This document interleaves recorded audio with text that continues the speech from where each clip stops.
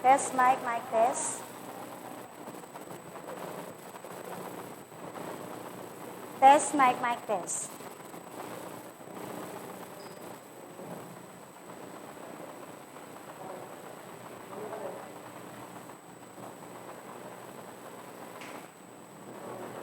Good day, grade 7! Welcome to Mapeh class. To formally start our lesson, we will identify first the following objectives. Undertakes physical activity and physical fitness assessments. Set goals based on assessment results. Prepares an exercise program.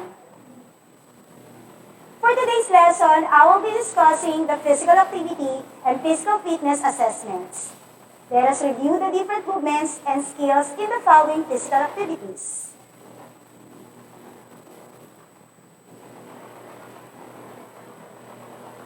Can you tell me the skills and the equivalent fitness components needed to execute this activity? Coordination and balance are needed for you to ride a bicycle. What is your initial reaction if you were chased by the dog? Probably you will say you will run fast and react immediately. In that case, you are already using cardiovascular endurance, speed, agility, reaction time. How does the girl execute the dance? Correct. They dance gracefully by combining balance and flexibility.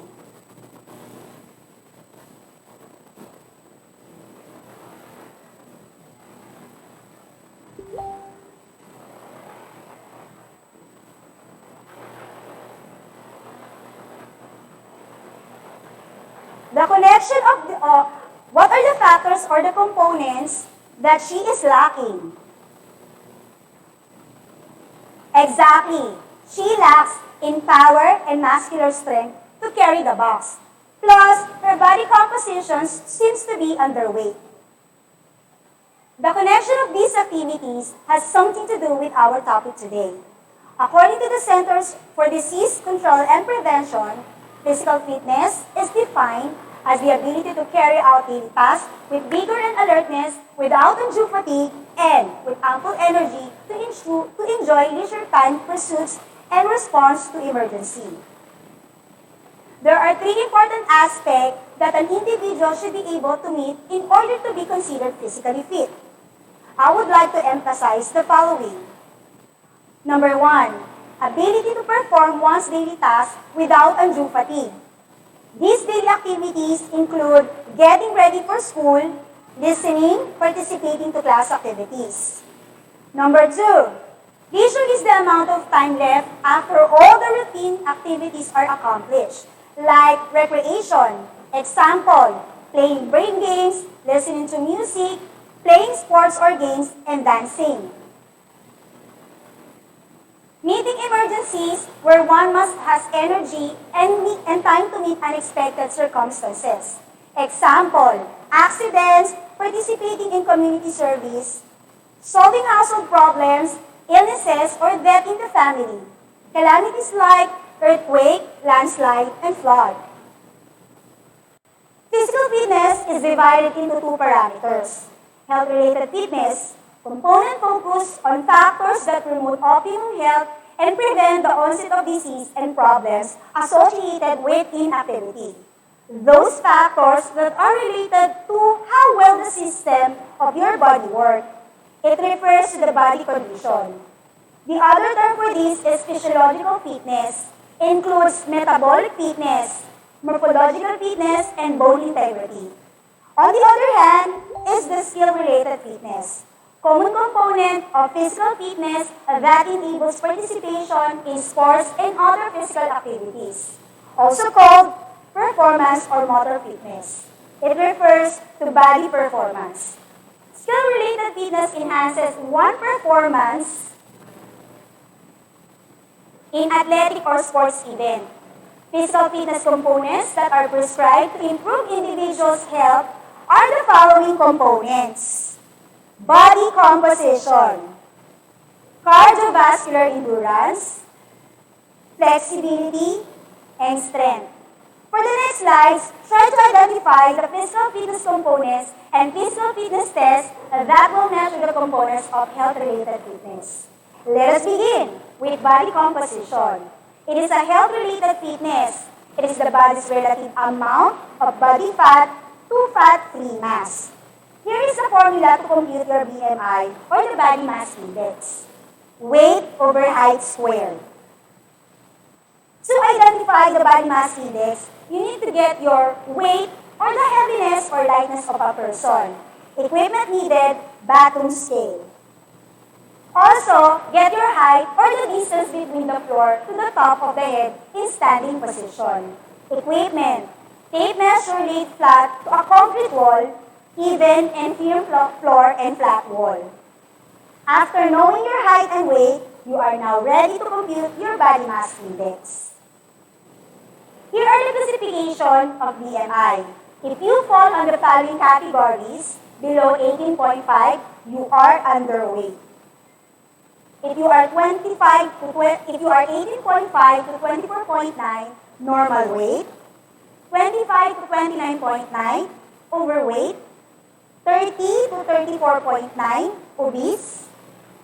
And 35 above, extremely obese.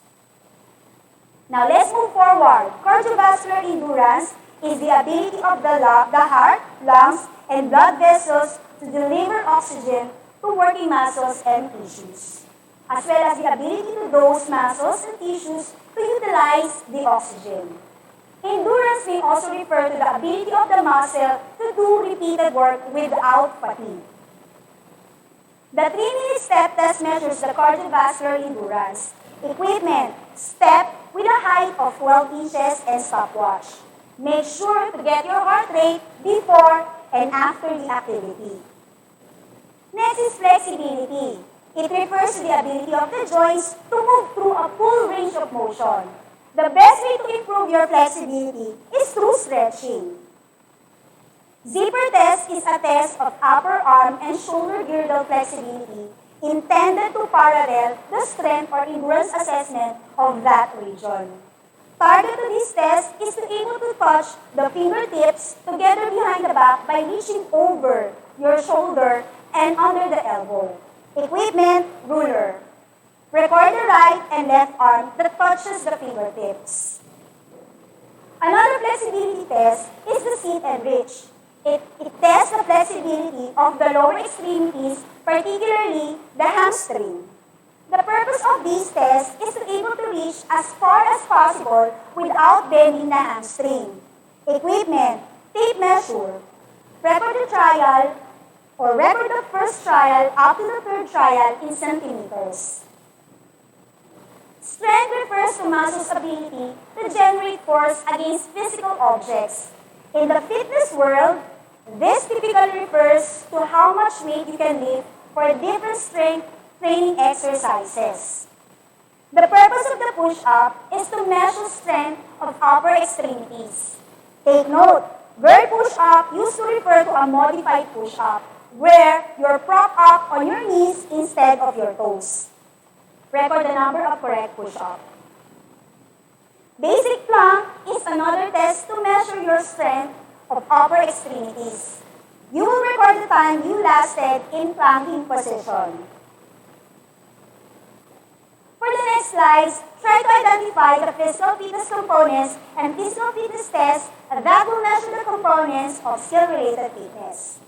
Skill-related fitness component is important for success in skillful activities and athletic events.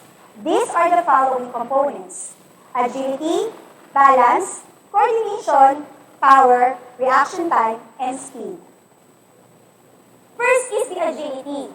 It is the ability to change quickly direction using a combination of balance, coordination, speed, strength, and endurance. Hexagon agility test measures the ability to move quickly while maintaining balance. Equipment, tape measure, stopwatch, chalk or tape for marking the ground and making hexagon shape. Record the time you cover the hexagon in clockwise and counterclockwise direction. Balance is the maintenance of equilibrium while stationary or while moving. Balance is key to all functional movement. It is important because it is a part of everything we do. The purpose of sport balance test is to assess the ability to balance on the ball of the foot. Equipment, flat, non-slip surface, and stopwatch. Record the time in second of your right and left foot trial in a sport balance test position. The next skill-related fitness is power. It is the ability to transfer energy into force at a fast rate. It also boosts the strength needed for daily tasks. Just about any activity because easier with stronger muscles. To test the power, standing long jump is used to measure the explosive strength and power of the leg muscle. Equipment, tape measure, and meter stick. Record the first and second trial in centimeters. Coordination is the ability to use the senses with the body parts to perform motor tasks smoothly and accurately. It pays to focus some attention on how you coordinate movement. Paper juggling is a physical human involving the movement of an object usually through the air. The purpose of these tests is to measure the coordination of the individual in the performance of motor tasks. Record the number of times you hit the crumpled paper. Another skill-related fitness is the reaction time. It is the time elapsed between stimulation and the beginning of reaction to that stimulation. Stick drop test measures the reaction time as to how fast a person can respond to a stimulus. The higher your score, the faster your reaction time. Equipment, ruler or stick of 24 inches long, armchair or table and chair. Record the first up to the third trial of the test. For the last component is the speed. It is the ability to perform a movement in short period of time. Speed is one of the main fitness components important for success in many sports. 40-meter sprint measures the running speed. Equipment needed are stopwatch and running area with no measurement of 40 meters.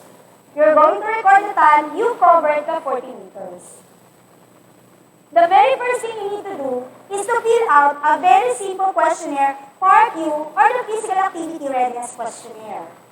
Please read the question carefully and answer each one honestly. You will check yes or no. By the way, why would be a Part U and U be important to fill out before you start a fitness program? Part U will help you determine if you are ready for an exercise program or if you need further medical clearance. It will also screen for now diseases and symptoms and signs. You can accomplish the test at your own pace within the week. Do the following to prepare the test. Number 1, review the procedures in conducting the physical fitness test. Follow the procedures of every fitness test very strictly to get an accurate result and to ensure your safety. Number 2, wear the appropriate attire. Number 3, do the warm-up exercise on your own or with your partner. Prior to fitness test, always have warm-up to prepare your muscle for strenuous activity. Number 4, reorient yourself on the proper execution of the test and recording of test results. Number 5, go through the test without exerting maximum effort. And last, most importantly, is observe safety. Make sure that the ground is checked and clear from any unwanted objects. Perform the test with a partner. Have a partner who will spot you and record your scores all throughout the fitness test. Always ask for the guidance of your parents and your guardians. Record and keep your test result in physical fitness test form. Your respective teachers will assist you in conducting the physical fitness test.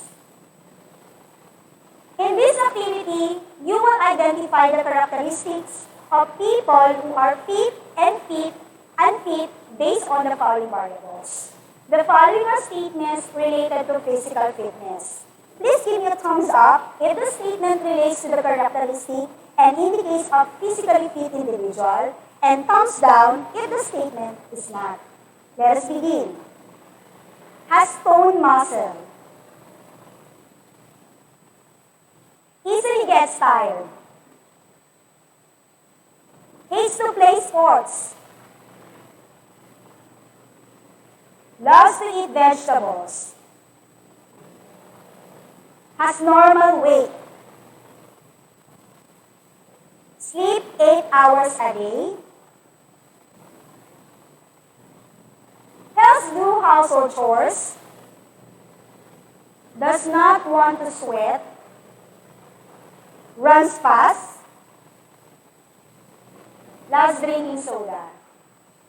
Very good. We are now set to make an exercise program or a plan activity detailing a range of physical activities or physical exercise and the amount of time each exercise should be performed where it is typically tailored to individuals' needs. Planning an exercise program is key in promoting and maintaining good health. There are points to keep in mind when you design your exercise program. A goal or an aim, have a maximum heart rate and target heart rate, apply the principles of training, plan a training session, an exercise log to monitor your progress. These are the health benefits of exercise and exercise program. An exercise program that is designed specifically for you is a great way to stay physically and mentally fit. It also provides many benefits including improves brain function, strong heart, boosts immune system. Studies show that exercise makes better sleep, helps to improve mood, increase bone density, better pulse, achieve perfect body, and develop muscular strength.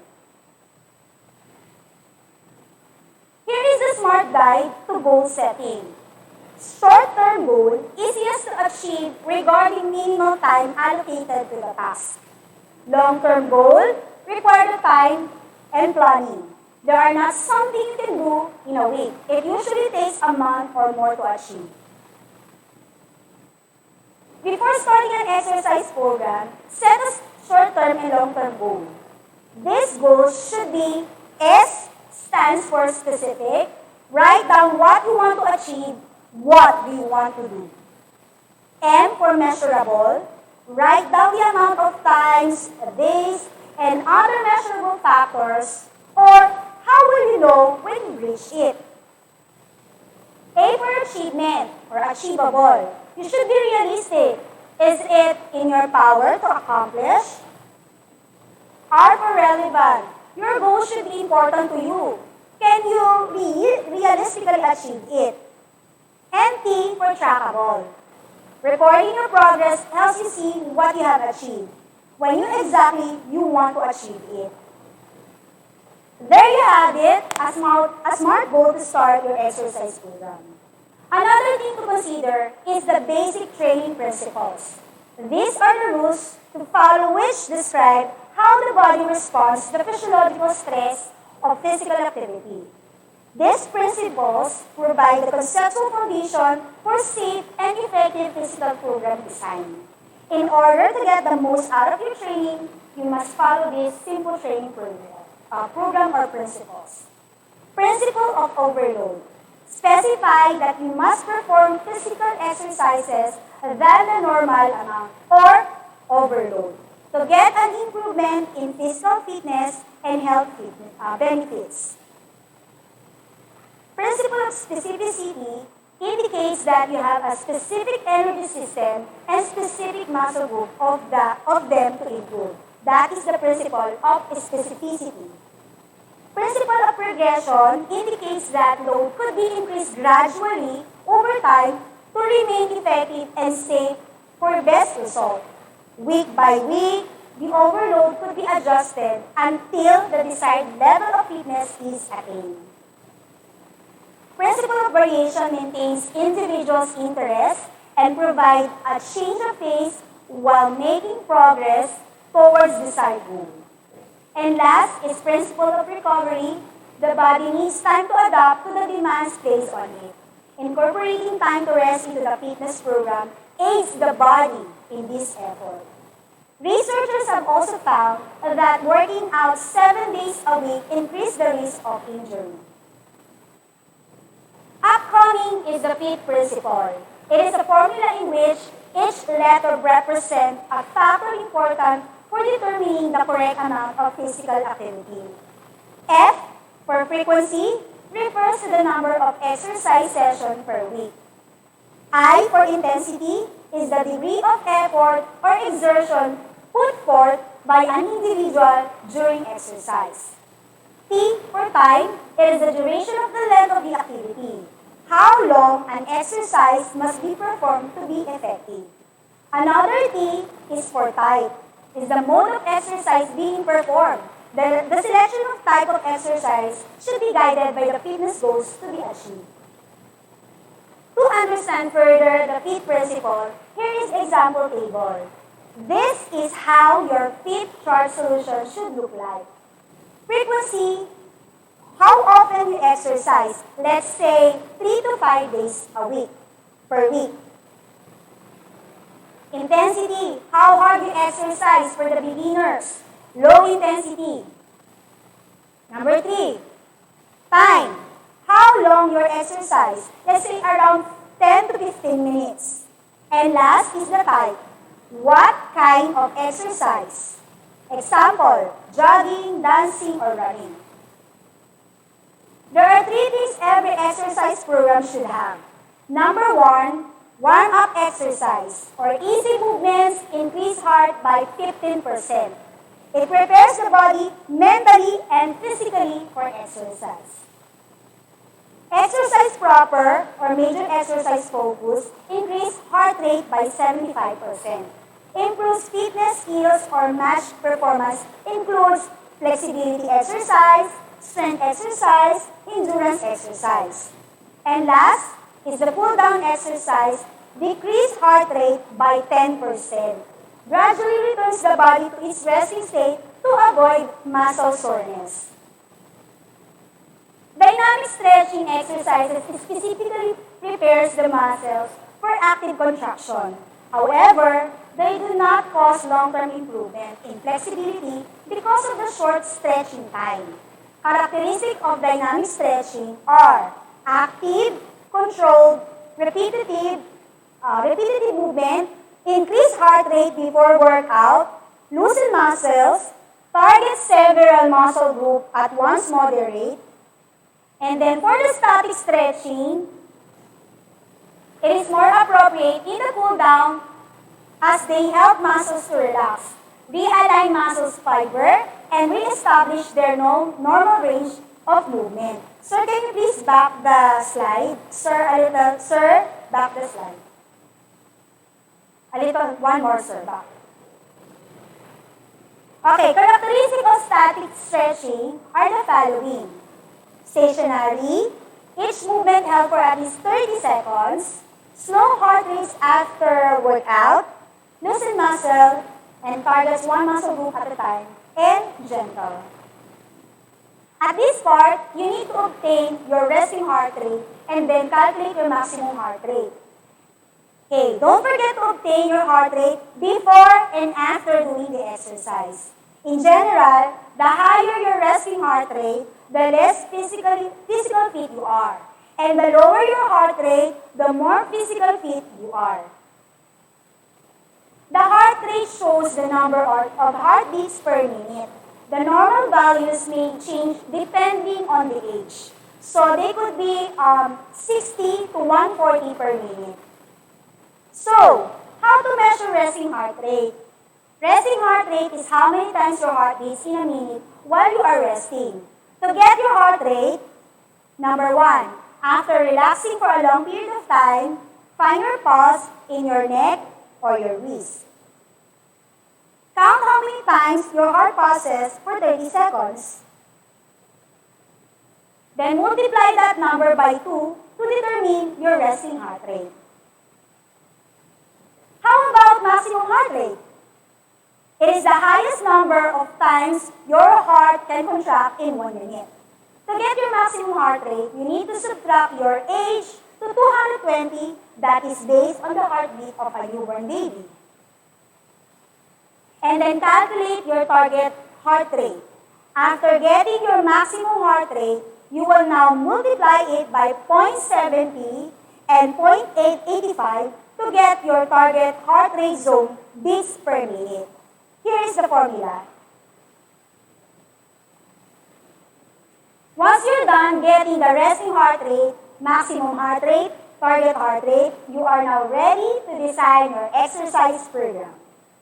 Using the template here, design a 4-week exercise program that consists warm-up or dynamic stretching, exercise proper, and cool-down or static stretching. Specify that you are going to perform in each phase corresponding to FIT principle, frequency, intensity, time, and type. The first one is already done as your guide. Remember to do only the exercise that you can and increase the frequency, time, and intensity of the exercises. As you progress every week, here is an example of exercise plan that you can also use in designing your exercise program. And here is another one. You can do it along with your class. Before I end, I would like to acknowledge the different sources of the images and references that I've used in making my instructional presentation.